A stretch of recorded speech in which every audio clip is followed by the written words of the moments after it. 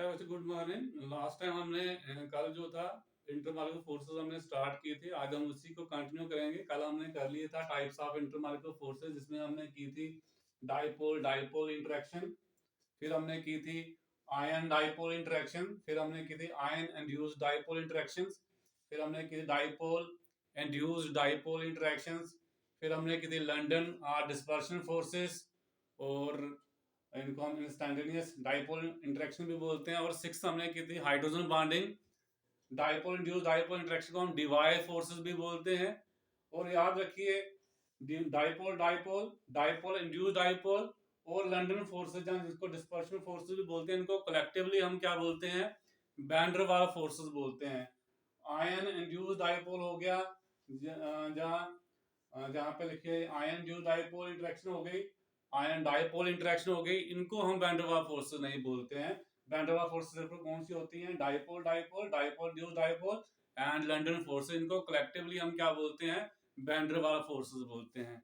अब हमने इसमें नेक्स्ट हमने करना है फैक्टर कौन से हैं जिनके ऊपर van der Waals forces specially जो हैं डिपेंड करती हैं। तो हमारे पास दो फैक्टर्स हैं, एक है मॉलिक्यूलर मास, दूसरा है सरफेस एरिया, जहां साइज भी कह सकते हैं हम लोग। तो दोनों में आपने देखना है कि क्या असर पड़ेगा वैन डर वाल फोर्सेस के ऊपर। तो याद रखिए, जितना मॉलिक्यूलर मास किसी सबस्टांस का मॉलिक्यूल का हाई होगा, उतनी van der Waals forces strong होती हैं। तो larger the molecular mass, higher will be the magnitude of van der Waals forces. For example, O2 oxygen का मॉलिक्यूलर मास 32 है, नाइट्रोजन का मॉलिक्यूलर मास 28 है। इसका मतलब ये है कि ऑक्सीजन का मॉलिक्यूलर मास हाई है नाइट्रोजन से। तो अगर आपको कोई पूछता है दोनों में वैन डर वाल फोर्सेस किसमें स्ट्रांग होगी, तो आपने सीधा आंसर देना है ऑक्सीजन मॉलिक्यूल में वैन डर वाल फोर्सेस क्या होंगी? स्ट्रांग होंगी as compared to nitrogen molecule. दूसरा फैक्टर आता है सरफेस एरिया। तो जितना मॉलिक्यूलर जो मॉलिक्यूल आपको दिया गया है, उसका सरफेस एरिया जितना बड़ा होगा, जितना ज्यादा होगा, जाने के हम ये कहें साइज जितना बड़ा होगा, उतना जो मैग्नीट्यूड है वैन डर वाल फोर्सेस का वो हाई होता है। तो वैन डर वाल फोर्सेस जो होती हैं वो डायरेक्टली प्रोपोर्शनल होती हैं सरफेस एरिया। जितना सरफेस एरिया ज्यादा होगा, उतनी वैन डर वाल फोर्सेस क्या होंगी? स्ट्रांग होंगी। तो larger the surface area of molecule, higher will be the magnitude of van der Waals forces. For example, हम जानते हैं एन पेंटेन यानी कि नॉर्मल पेंटेन। नॉर्मल पेंटेन का फार्मूला है CH3 CH2 CH2 CH2 CH3। 5 carbon है, 12 hydrogen है, और इसी का आइसोमर। आइसोमर क्या होते हैं ये हम पूरा टॉपिक करेंगे आगे जाके। फिलहाल आप इसको ऐसे समझ लीजिए, जिसका दूसरा भाई है, इन दोनों का मॉलिक्यूलर फार्मूला सेम है। तो ऐसे दो मॉलिक्यूल जिनका मॉलिक्यूलर फार्मूला सेम होता है बट प्रॉपर्टीज डिफरेंट होती हैं, उनको हम आइसोमर्स बोलते हैं। तो molecules having same molecular formula but different chemical और physical properties are known as isomers. तो इसका मॉलिक्यूलर फार्मूला नियोपेंटेन का फार्मूला भी क्या है? C5H12 है। आप कर सकते हैं CH3 CH3 CH3 CH3 C। तो 5 कार्बन है और 12 क्या है? इसमें हाइड्रोजन है। तो एन पेंटेन और नियो पेंटेन का मॉलिक्यूलर फार्मूला सेम है, but surface area n pentane का ज्यादा है। इसको हमने ओपन करके लिखा है, तो सरफेस एरिया बढ़ गया है। ये स्फेरिकल शेप है इसकी, ये लीनियर शेप है, इसका सरफेस ज्यादा होगी। ये स्फेरिकल शेप में है, तो इसका सरफेस एरिया कम होगा। तो आपको कोई पूछता है दोनों में से किसमें van der Waals forces strong होंगी, तो एन पेंटेन नॉर्मल पेंटेन में वैन डर वाल फोर्सेस क्या होंगी? स्ट्रांग होगी। तो आगे अब हमने करना है कि वैन डर वाल फोर्सेस जो है उनका क्या रोल रहता है, उनका इम्पैक्ट क्या रहता है डिफरेंट प्रॉपर्टीज को डिसाइड करने में। जैसे मेल्टिंग पॉइंट है, बॉइलिंग पॉइंट है। मेल्टिंग पॉइंट और बॉइलिंग पॉइंट जो होते हैं किसी भी सबस्टांस के, वो हम डिसाइड करते हैं ऑन द बेसिस ऑफ जो सबस्टांस दिया गया है, उसके जो कांस्टेंट पार्टिकल्स हैं उनके बीच में कौन सी फोर्स एक्ट कर रही है। क्या उनमें कोवलेंट बॉन्डिंग है, क्या उनके बीच में आयनिक बॉन्ड है, क्या मेटालिक बॉन्ड है, क्या उनके बीच में वैन डर वाल फोर्सेस है। तो बॉइलिंग पॉइंट और मेल्टिंग पॉइंट किसी भी सबस्टांस का जो फोर्स ऑफ अट्रैक्शन है उसके कांस्टेंट पार्टिकल के बीच में वो डिसाइड करती हैं। तो वैन डर वाल फोर्सेस भी इंटरमॉलिक्यूलर फोर्स ऑफ अट्रैक्शन है जो मॉलिक्यूल के बीच में होती है, तो ये भी डिसाइड करेंगी मेल्टिंग पॉइंट और बॉइलिंग पॉइंट को। तो याद रखिए मेल्टिंग पॉइंट बॉइलिंग पॉइंट जो होंगे वो डिपेंड करेंगे वैन डर वाल्स फोर्सेस के ऊपर। तो जितनी van der Waals forces strong होंगी उतने मेल्टिंग पॉइंट और बॉइलिंग पॉइंट जो भी मटेरियल आपको दिया जाएगा वो हाई होंगे, ये आपने याद रखना है। तो इंपॉर्टेंस क्या है इंटरमॉलिक्यूलर फोर्सेस की, तो सबसे पहले हम बात करेंगे बॉइलिंग पॉइंट की। जो इंटरमॉलिक्यूलर फोर्सेस का मैग्नीट्यूड है वो डिसाइड करता है बॉइलिंग पॉइंट किसी मटेरियल का हाई होगा या लो होगा। तो बॉइलिंग पॉइंट हम लिक्विड की बात करते हैं, तो जितना इंटरमॉलिक्यूलर फोर्सेस स्ट्रांग होंगी उतने मॉलिक्यूल क्लोज आएंगे। जितने इंटरमॉलिक्यूलर फोर्सेस स्ट्रांग होंगी उतने मॉलिक्यूल क्लोज आएंगे, आपस में जुड़े होंगे। तो जितना इनके बीच में इंटरमॉलिक्यूलर फोर्सेस स्ट्रांग होंगी, इनको दूर करने के लिए, इनको लिक्विड से गैस बनाने के लिए, बॉइलिंग क्या होता है जब हम लिक्विड को किस में कन्वर्ट कर देते हैं, वेपर में कन्वर्ट करते हैं। गैसीय स्टेट में आप टेम्परेचर बढ़ाते हैं, इंक्रीज करते हैं, हीट देते हैं उसको, तो ये मॉलिक्यूल बेसिकली क्लोज से दूर जाने की कोशिश करते हैं। तो आपको क्या करनी है, हीट सप्लाई करनी है, ये जो इनके बीच में फोर्सेस ऑफ अट्रैक्शन है उसको ओवरकम करना है। तो जितनी ये फोर्सेस स्ट्रांग होगी उतनी आपको हीट ज्यादा देनी पड़ेगी इस फोर्सेस को ओवरकम करने के लिए। तो जितना magnitude intermolecular forces of attraction का स्ट्रांग होगा उतनी ज्यादा हीट सप्लाई करनी पड़ेगी, उतना मेल्टिंग पॉइंट बॉइलिंग पॉइंट जो होगा वो हाई होगा। मेल्टिंग में क्या होता है, सॉलिड स्टेट होती है, सॉलिड मेल्ट करते हैं, तो उसमें भी जितने कांस्टेंट पार्टिकल स्ट्रांगली आपस में जुड़े होंगे उनको आपने इतनी दूर लेके जाना है कि वो किस में चले जाएं, लिक्विड स्टेट में। तो सबसे स्ट्रांगेस्ट फोर्सेस किस में होती हैं, सॉलिड स्टेट में, उससे कम लिक्विड में और गैसेस में नेग्लिजिबल होती हैं। तो आपने सॉलिड में जो इंटरमॉलिक्यूलर फोर्स को वीक करना है, तो जितना ज्यादा फोर्स होगी उतना आपको ज्यादा हीट करना पड़ेगा जो स्ट्रांग इंटरमॉलिक्यूलर फोर्स को कम करने के लिए। तो मेल्टिंग पॉइंट बॉइलिंग पॉइंट दोनों किसके ऊपर डिपेंड करते हैं, magnitude of intermolecular force of attraction. जितनी जो स्ट्रांग होंगी उतना उनको ओवरकम करने के लिए आपको ज्यादा हीट सप्लाई करनी पड़ेगी, उतना मेल्टिंग पॉइंट बॉइलिंग पॉइंट क्या होगा, हाई होगा। जैसे मैंने अभी पीछे एग्जांपल की थी कि एन पेंटेन जो होता है उसका सरफेस एरिया ज्यादा होता है, उसमें इंटरमॉलिक्यूलर फोर्सेस ज्यादा होती हैं एज कंपेयर टू नियोपेंटेन। तो इसी के बेसिस के ऊपर बॉइलिंग पॉइंट आप बता सकते हो किसका हाई होगा। तो जिसमें सरफेस एरिया ज्यादा है उसमें इंटरमॉलिक्यूलर फोर्सेस स्ट्रांग होंगी, उसी का मेल्टिंग पॉइंट या बॉइलिंग पॉइंट क्या होगा, हाई होगा। तो एन पेंटेन का बॉइलिंग पॉइंट जो है वो हाई होता है किससे, नियोपेंटेन से। सिमिलरली अगर आपको ब्रोमीन और क्लोरीन में पूछते हैं तो ब्रोमीन का बॉइलिंग पॉइंट हाई होगा किससे, क्लोरीन से। मेल्टिंग पॉइंट भी ऐसे ही, जितना इंटरमॉलिक्यूलर फोर्सेस स्ट्रांग होगी उतना जो है मेल्टिंग पॉइंट हाई होगा। जैसे आयोडीन जो है इसका मेल्टिंग पॉइंट जो होता है वो हाई होता है किससे, ब्रोमीन से। अब फिजिकल स्टेट, थर्ड जो इंपॉर्टेंस है इंटरमॉलिक्यूलर फोर्स ऑफ अट्रैक्शन की, कि किसी सबस्टेंस की फिजिकल स्टेट कौन सी होगी, वो किसके ऊपर डिपेंड करती है, magnitude of intermolecular forces of attraction के ऊपर। तो जितनी इंटरमॉलिक्यूलर फोर्स अट्रैक्शन स्ट्रांग होगी सबस्टेंस के चांसेस हैं सॉलिड स्टेट में होने के, अगर उससे वीक होती हैं तो लिक्विड स्टेट में हो सकता है, और सबसे अगर वीकेस्ट है, निग्लिजिबल है, ना के बराबर है, तो मटेरियल किस स्टेट में होगा, गैसीय स्टेट में। इसको हम एक एग्जांपल के थ्रू करते हैं। जैसे आपका पीरियोडिक टेबल है, आपने देखा हुआ है, ग्रुप 17 के एलिमेंट्स जो होते हैं उनको हम क्या बोलते हैं, हैलोजेंस। और कौन कौन से थे, फ्लोरीन, क्लोरीन, ब्रोमीन, इनको हम कलेक्टिवली क्या बोलते हैं, हैलोजेंस। हैलो का मतलब होता है साल्ट और जन का मतलब होता है प्रोड्यूसर्स। तो साल्ट प्रोड्यूसर हैं बेसिकली जितने भी ग्रुप 17 के एलिमेंट हैं, दे फॉर्म साल्ट। जैसे सोडियम क्लोराइड है तो क्लोरीन के साथ जुड़ा है sodium, sodium fluoride, sodium iodide, potassium chloride, potassium bromide, ये सभी साल्ट हैं। साल्ट का मतलब एक ही नहीं होता, सोडियम क्लोराइड जो आप घर पे खाते हैं, ये सभी साल्ट हैं। चाहे आप कैल्शियम क्लोराइड ले लो, मैग्नीशियम ब्रोमाइड ले लो, ये सभी साल्ट हैं। तो कौन फॉर्म कर रहा है साल्ट, ग्रुप 17 के एलिमेंट्स साल्ट फॉर्म कर रहे हैं, इसलिए इनको हम हैलोजेंस भी बोलते हैं। कि वह पूछते हैं एग्जाम में, by group 17 elements are also known as halogens, तो आपने बताना है halo means salt, gen means producer, they form salt, that is why group 17 elements are known as halogens. अब आपने साइज का ट्रेंड देखा होगा, जब हमने वहां पे एटॉमिक साइज डिस्कस किया था, आपको पता है on moving down the group atomic size increases, ये लिखा हुआ मैंने size, on moving down the group atomic size क्या करेगा, इनका इंक्रीज करेगा। तो ये एटॉमिक स्टेट में स्टेबल नहीं होते हैं, ये दो दो एटम आपस में जुड़ के मॉलिक्यूल बनते हैं। फ्लोरीन आपको कभी अकेला F नहीं मिलेगा, ये F2 की फॉर्म में मिलेगा।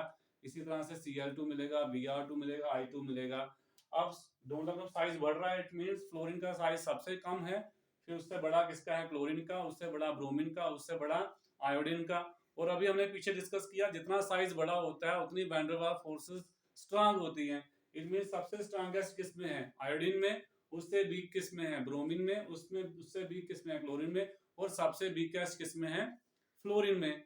तो अगर जनरल ट्रेंड आप देखें, आप ये सोच सकते हैं कि जो ऊपर वाला है वो मे भी गैस हो सकता है, और जो लास्ट वाला है वो सॉलिड में कन्वर्ट हो सकता है, क्योंकि जहां से जहां जाने में इंटरमॉलिक्यूलर फोर्सेस ऑफ अट्रैक्शन बढ़ रही है। अगर ये गैस होगा, हो सकता है ये भी गैस हो, ये हो सकता है लिक्विड हो जाए, हो सकता है सॉलिड हो जाए। तो प्रैक्टिकली जब हम देखते हैं कि फिजिकल स्टेट नोट करते हैं, तो पहली वाला गैस है, दूसरे वाला भी गैसी स्टेट में है, ब्रोमीन जो होती है वो लिक्विड होती है, और आयोडीन जो होती है वो सॉलिड होती है। तो जहां से ऊपर से नीचे जाने में फिजिकल स्टेट क्यों चेंज हो रही है, क्योंकि मैग्नीट्यूड जो है इंटरमॉलिक्यूलर फोर्सेस का वो बढ़ता जा रहा है, ऊपर से नीचे जाते वक्त ये स्ट्रांग होती जा रही है। इसलिए जो पहले वाला गैस था, दूसरा भी गैस इतनी स्ट्रांग नहीं हो पाई पर बढ़ रही होंगी, उसके बाद इतनी बढ़ गई कि लिक्विड बन गया, और उसके बाद और ज्यादा बढ़ गई, क्या बन गया, सॉलिड बन गया। तो मेल्टिंग पॉइंट जब जहां से जहां जाओगे, फ्लोरीन से आयोडीन जाओगे बढ़ेंगे, बॉइलिंग पॉइंट भी यहाँ से जहां जाने में बढ़ेंगे। तो ये इंपॉर्टेंस आपने याद रखनी है, importance of intermolecular force attraction. जहां हम वैन डर वाल्स फोर्सेस की बात करें, इंटरमॉलिक्यूलर में हाइड्रोजन बॉन्डिंग भी आ सकती है, जिसमें हमने कल क्वेश्चन किया था, वो भी डिस्कस कर लेते हैं थोड़ा सा। तो बच्चों हमने क्वेश्चन किया था, आर्थो नाइट्रोफिनोल और पैरा नाइट्रोफिनोल के मिक्सचर को हम कैसे सेपरेट करेंगे। तो सबसे पहले आपको पता होना चाहिए बेंजीन क्या होती है। तो बेंजीन क्या है, CH double bond CH single bond CH double bond CH single bond CH double bond CH, जिसको हम क्या बोलते हैं, बेंजीन बोलते हैं। इसको हम ऐसे भी लिख सकते हैं, इतना टाइम वेस्ट करें, इसका मतलब CH है, CH है, CH है, कार्बन की वैलेंसी 4 होनी चाहिए। तो यहाँ पे आपको अंदर जे कार्बन है, एक बॉन्ड जे है, एक जे है 2, और एक इधर 3, तो एक क्या होगा, H होगा।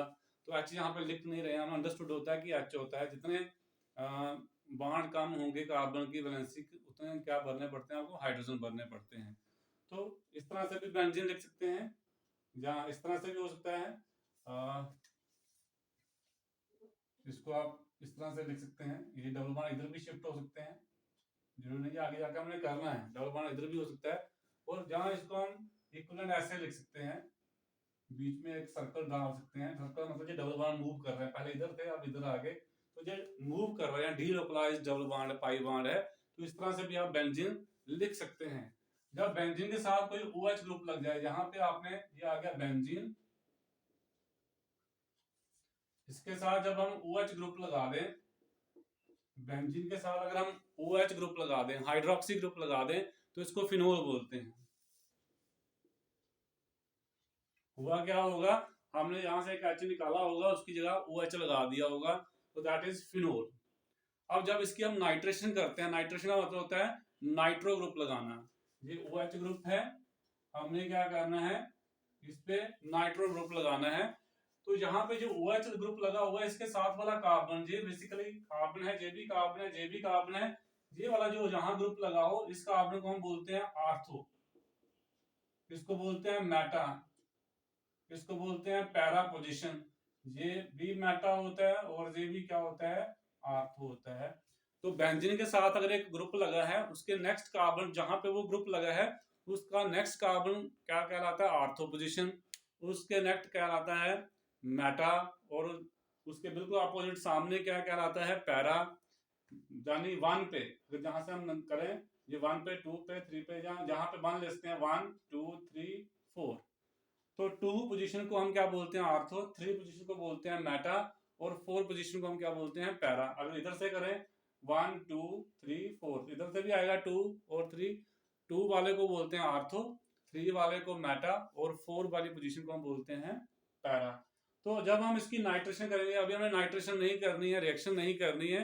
नाइट्रेशन का मतलब आपने बेंजीन में NO2 ग्रुप कहीं जोड़ा हुआ है, NO2 मतलब नाइट्रेशन।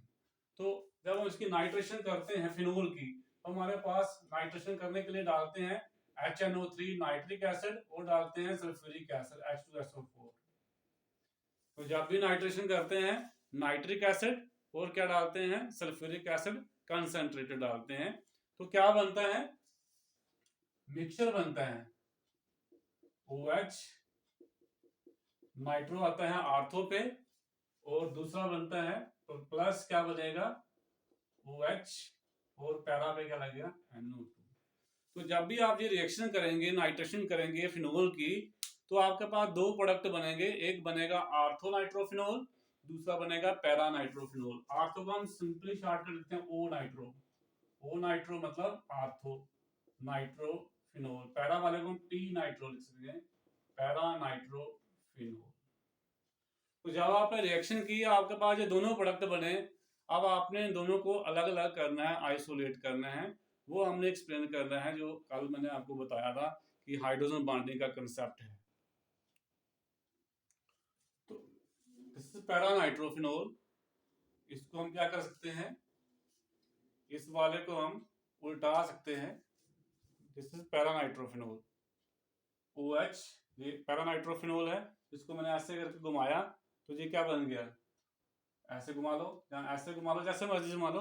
तो ये पैरानाइट्रोफिनोल है, इसको भी हम पैरानाइट्रोफिनोल, ये अलग नहीं है, सिर्फ इसको मैंने ऐसे घुमा के लिखा हुआ है, इन दोनों में कोई फर्क नहीं है। दूसरा है ये आर्थोनाइट्रोफिनोल, इसको आप भूल जाएं, ये OH है, NO2 है। अब इसमें देखिए होता है क्या है, ये एक पैरानाइट्रोफिनोल है, ये मैंने ले लिया एक पैरानाइट्रोफिनोल, ये दूसरा पैरानाइट्रोफिनोल, एक पैरानाइट्रोफिनोल का जो OH है दूसरे पैरानाइट्रोफिनोल के OH के साथ जो है वो क्या बनाता है, इंटरमॉलिक्यूलर हाइड्रोजन बॉन्डिंग बनाता है। इसका OH दूसरे के OH के साथ, इसका H इसके O को अट्रैक्ट करेगा। तो इसमें कौन सी हाइड्रोजन बॉन्डिंग है, इंटरमॉलिक्यूलर हाइड्रोजन बॉन्डिंग। इसमें कौन सी है, इंट्रा, इसमें कौन सी है, इंट्रा। इसमें दो मॉलिक्यूल नहीं आपस में जुड़ रहे हैं, इसमें दो अलग, एक मॉलिक्यूल पैरानाइट्रोफिनोल का, दूसरा मॉलिक्यूल पैरानाइट्रोफिनोल का, ये आपस में जुड़ रहे हैं। तो इसमें मॉलिक्यूल क्लोज आ रहे हैं, इसमें मॉलिक्यूल क्लोज नहीं आ रहे हैं, जो विद इन द मॉलिक्यूल हो रहा है। तो मेल्टिंग पॉइंट, बॉइलिंग पॉइंट किसके ऊपर डिपेंड करता है, मॉलिक्यूल के बीच में फोर्स ऑफ अट्रैक्शन कितनी स्ट्रांग है, मॉलिक्यूल के अंदर नहीं, दो मॉलिक्यूल के बीच में कितनी फोर्स ऑफ अट्रैक्शन स्ट्रांग है। तो इसमें दो मॉलिक्यूल आ रहे हैं, इसमें दूसरा नहीं आ रहा है, विद इन द मॉलिक्यूल ही हो रहा है। तो जिसमें इंटरमॉलिक्यूलर हाइड्रोजन बॉन्डिंग है उसका बॉइलिंग पॉइंट, मेल्टिंग पॉइंट ज्यादा होता है एज कंपेयर टू जिसमें इंटरमॉलिक्यूलर फोर्सेस नहीं है। इसमें इंटरमॉलिक्यूलर है ही नहीं, इसमें इंट्रा है, तो इसमें इंटर है। तो इंटरमॉलिक्यूलर फोर्सेस मैंने आपको बताया डिसाइड करती है मेल्टिंग पॉइंट, बॉइलिंग पॉइंट। तो अगर हम देखें यहाँ पे जो हाइड्रोजन बॉन्डिंग की वजह से इंटरमॉलिक्यूलर फोर्सेस जहाँ स्ट्रांग है, यहाँ hydrogen bonding with in the molecule है, दूसरे मॉलिक्यूल के साथ नहीं है। तो जहाँ कोई और इंटरमॉलिक्यूलर फोर्स होगी एक मॉलिक्यूल दूसरे के साथ, पर वो हाइड्रोजन बॉन्डिंग नहीं है। तो हाइड्रोजन बॉन्डिंग यहीं पे है। तो हाइड्रोजन बॉन्ड जो होता है वैन डेर वाल्स फोर्सेस से थोड़ा स्ट्रांग होता है, तो इसलिए इसका बॉइलिंग पॉइंट जो है इसके मुकाबले में हाई होगा। तो जब ये दो लिक्विड बनेंगे, एक का बॉइलिंग पॉइंट हाई है, इसका हाई, इसका लो है। तो मैंने आपको बताया था जब भी दो लिक्विड हो अगर मिक्सचर में, एक का बॉइलिंग पॉइंट हाई हो एक का लो हो, उसको हमेशा कैसे हम सेपरेट करते हैं, बाय डिस्टिलेशन। तो डिस्टिलेशन का भी आपको थोड़ा सा मैं कंसेप्ट यहाँ पे दे देता हूँ, डिस्टिलेशन होती क्या है। तो बस बच्चे मैं आपको बताने जा रहा हूँ कि जो डिस्टिलेशन है वो क्या होती है और कैसे करते हैं। डिस्टिलेशन का मतलब होता है हम किसी लिक्विड को इवेपोरेट करते हैं, उसको वेपर स्टेट में लेके जाते हैं, गैसीय स्टेट में लेके जाते हैं, फिर उसको कूल करके उसको कंडेंस करके वापस लिक्विड स्टेट में लेके आते हैं। तो इस प्रोसेस को हम क्या बोलते हैं, डिस्टिलेशन बोलते हैं। अब हमारे पास डिस्टिलेशन करने के लिए जो अपरेटस होता है वो कैसा होता है, ये एक हमारे पास क्या है, एक ग्लास की सिलेंड्रिकल शेप ट्यूब होती है, उसके अंदर एक और ट्यूब होती है, अंदर से वो क्लोज होता है। बाहर वाली ट्यूब और अंदर वाली ट्यूब के बीच में कहीं पर भी ओपनिंग नहीं होती है, वो बिल्कुल क्लोज होता है। अब बाहर वाली जो ट्यूब है उसको एक जगह इनलेट लगा होता है, एक जगह आउटलेट लगा होता है, जैसे यहाँ पे दिखाया हुआ है। ये हमारे पास ग्लास का एक सिलेंड्रिकल ट्यूब है, इसके अंदर एक दूसरी ट्यूब है, इस ट्यूब और इस ट्यूब के बीच में कहीं पर भी कोई कनेक्शन नहीं है। ये क्लोज, अंदर वाली और बाहर वाली बिल्कुल क्या है, क्लोज है। बाहर वाली को यहाँ पे आउटलेट लगा हुआ है, यहाँ पे इनलेट। हम क्या करते हैं, एक टब ले लिया, जहाँ मोटर लगा ली, बर्फ वाला पानी ले लिया, आइस डाल दी उसमें, उसमें जो एक पाइप लगा दी रबर की, उसमें डिप कर दी, वो मोटर की हेल्प से पानी इसमें जाना शुरू कर देगा। अब पानी यहाँ से होता हुआ यहाँ से बाहर निकलना शुरू कर देगा। तो जहाँ आउटलेट रखा हुआ है पानी के लिए, ठंडे पानी के लिए, और जहाँ पे क्या है, इनलेट है। इसको हम बोलते हैं गोल जो है शेप की जो है फ्लास्क होती है, इसको बोलते हैं round bottom flask. 2 round bottom flask आपने लेनी है, एक ये है एक ये है। तो इस पूरे को हम क्या बोलते हैं, कंडेंसर बोलते हैं। यहाँ पे उन्हें रबर ट्यूब भी लगानी है, यहाँ पे भी लगानी है। इसको खड़ा करने के लिए स्टैंड लगाया जाता है, इसको टाइट किया जाता है ताकि ये गिरे ना, टूटे ना। यहाँ पे अडाप्टर होता है, अडाप्टर के बीच में हमने क्या लगाया होता है, थर्मोमीटर लगाया होता है। ये रिसीवर है बेसिकली, इसमें रिसीव करना है आप लोगों ने। तो आपके पास अगर कोई लिक्विड का मिक्सचर है, ए बी सी डी कुछ, मान ली मैंने यहाँ पे 2 लिक्विड डाल दिए ए और बी, इसमें दोनों के बीच में बॉइलिंग पॉइंट का डिफरेंस 10 डिग्री से ज्यादा था। मान लीजिए एक का बॉइलिंग पॉइंट 80 डिग्री है और दूसरे का कितना है, 100 डिग्री सेंटीग्रेड है। तो दोनों को आपने सेपरेट करना है। ए का 80 है, इसका 80 डिग्री है और इसका कितना है, 100 है। ये मिक्स है। आपने इनको कैसे सेपरेट करना है, तो इनको हम वाया डिस्टिलेशन कर सकते हैं। कैसे करेंगे, हम यहाँ से क्या करेंगे, हीट करेंगे। यहाँ से इसको नीचे बर्नर लगा देंगे, इसको क्या करेंगे, हीट करेंगे। जैसे हीट करेंगे, यहाँ इसको हीट मिलेगी तो धीरे धीरे धीरे टेम्परेचर रेज करना शुरू कर देगा। तो थर्मोमीटर में टेम्परेचर बढ़ना शुरू हो जाएगा।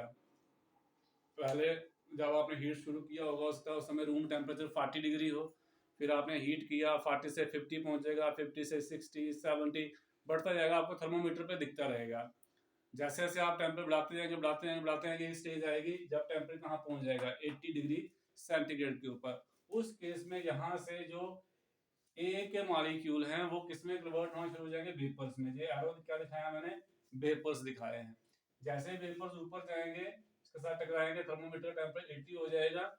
तो वो जब तक इसमें ए सारा का सारा बाहर नहीं निकल जाएगा, वेपोरेट नहीं हो जाएगा, थर्मोमीटर के टेम्परेचर में रीडिंग में कोई चेंज नहीं आएगी, वो 80 रहेगी। तो एक आपको पता चलता रहेगा मेरा ए अभी बचा हुआ है या नहीं बचा हुआ है। तो जैसे ये वेपर जहां पहुंचेंगे, आपने जहां क्या किया हुआ, पानी जो है उसको अंदर से डाल रहे हैं ठंडा कूल करने के लिए। जैसे कूलिंग होगी, यहाँ तो टेम्परेचर हाई था, यहाँ वेपर्स बन रहे थे। जैसे जहाँ पहुंचेंगे वेपर्स, वो ठंडे हो जाएंगे, उनकी कैरेक्टरिस्टिक कम हो जाएगी, वो धीरे धीरे कंडेंस होना शुरू हो जाएंगे, किसमें, लिक्विड स्टेट में। तो ये ड्रॉप में लिक्विड लगाया है, ये यहाँ से आते हुए इस राउंड बॉटम फ्लास्क में गिरना शुरू हो जाएंगे। तो धीरे धीरे ए जहाँ से निकलता हुआ जहाँ पहुंच जाएगा। जैसे ही यहाँ टेम्परेचर बढ़ना शुरू हुआ थर्मोमीटर में, 80 से 81 पहुंचा, 82, 85 पहुंचा, तो आपका काम हो गया। आपको पता लग जाना चाहिए हमारा ए जो है वो खत्म हो गया है, ए सेपरेट हो गया है। अब जब तक टेम्परेचर 100 पे नहीं पहुंचेगा तब तक जहां और वेपर्स नहीं बनेंगे। वेपर जो बनने थे वो ए के बन चुके हैं। अब आप टेम्परेचर और बढ़ा सकते हैं, पर आपने पहले क्या करना है, इसको चेंज करना है, इसको निकाल लेना है बाहर, सेपरेट कर लेना जी। आपका ए लिक्विड आ गया, इसमें एक ही बचा हुआ है बी। तो अगर आगे काम करने की जरूरत नहीं है, दोनों अलग अलग हो गए। और इसमें 3 होते, तीसरे का बॉइलिंग पॉइंट 140 डिग्री होता, मान लीजिए 140 डिग्री। फिर आपने आगे चलना था, आप हीट करते, फिर 100 डिग्री के ऊपर दोबारा वेपर्स बनते थर्मोमीटर में, फिर रीडिंग क्या रह जाएगी, कांस्टेंट हो जाएगी 100 पे। अब जहां से फिर ड्रॉपलेट गिरना शुरू हो जाएंगे, तो आपका बी सेपरेट हो जाएगा। फिर जैसे पूरा बी खत्म होगा, फिर जहां पे टेम्परेचर बढ़ना शुरू होगा, तब तक बी, जब तक बी इसमें है तब तक टेम्परेचर नहीं रेज होगा। तो इस तरह से आप क्या कर सकते हैं, मिक्सचर ऑफ लिक्विड को क्या कर सकते हैं, सेपरेट कर सकते हैं थ्रू डिस्टिलेशन। इस पूरी प्रोसेस को हम क्या बोलते हैं, डिस्टिलेशन बोलते हैं। तो इंटरमॉलिक्यूलर फोर्सेस के ऊपर इस तरह का क्वेश्चन भी आ सकता है। Arrange the noble gases in the increasing order of their boiling points, in the increasing order of their boiling points. Noble gases कौन सी होती हैं, ग्रुप 18 के एलिमेंट जो होते हैं, ग्रुप 18 में कौन कौन सा होता है, helium, neon, argon, krypton, xenon, radon, ये सभी क्या हैं, नोबल गैसेस हैं, ग्रुप 18 में आते हैं। इनको आपने अरेंज करना है in the increasing order of their boiling point, यानी सबसे पहले वो लिखना है जिसका बॉइलिंग पॉइंट सबसे लो हो, फिर हायर, फिर हायर, फिर हायर। तो ये भी हम किसके बेसिस के ऊपर एक्सप्लेन कर सकते हैं, on the basis of intermolecular forces, यानी वैन डर वाल्स फोर्सेस के ऊपर। तो आपको पता है डोनर ग्रुप साइज बढ़ता है, वैन डर वाल्स फोर्सेस बढ़ेंगी तो बॉइलिंग पॉइंट बढ़ेंगे। सबसे कम किसका होगा, हीलियम का, फिर उससे हाई नियॉन का। तो ये आंसर आ गया, helium less than neon, less than argon, less than krypton, less than xenon, less than radon. तो रेडियो एक्टिव है, वो लिखो, नहीं लिखो कोई फर्क नहीं पड़ेगा। देन क्वेश्चन सेकंड भी ऐसे भी आ सकता है आपको, arrange halogens in the decreasing order of their boiling point. कि हैलोजन को आपने अरेंज करना है in the order of their decreasing boiling point. तो आपको पता है ग्रुप 17 को हैलोजन बोलते हैं। सबसे पहले आता है फ्लोरीन, क्लोरीन, ब्रोमीन, फिर आता है आयोडीन। तो डोनर ग्रुप साइज बढ़ रहा है, वैन डेर वाल्स फोर्सेस बढ़ेंगी, बॉइलिंग पॉइंट बढ़ेंगे, तो सबसे हाईएस्ट किसका होगा? आयोडीन का। तो I2 greater than bromine, greater than chlorine, greater than fluorine. इस तरह से आप आंसर दे सकते हैं। अगर कोई पूछे व्हाई, तो आपने बोलना है on moving down the group atomic size increases and magnitude of van der Waals forces increases, that is why boiling point increases। फिर क्वेश्चन थर्ड ऐसे पूछ सकते हैं आप लोग, why the boiling point of HF hydrofluoric acid is higher than hydrochloric acid. भाई HF का boiling point HCl से हाई क्यों है?